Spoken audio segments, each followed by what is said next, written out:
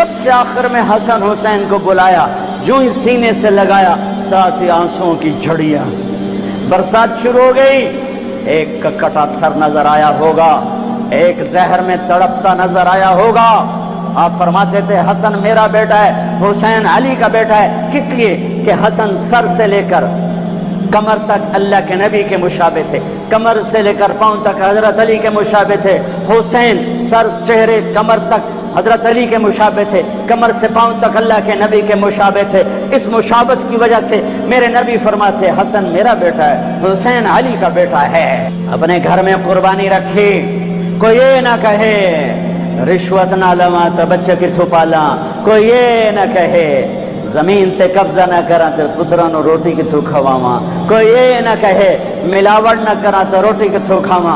नाचने वाली कहती है घुंघरू ना बांधूं तो रोटी कहां से खाऊं।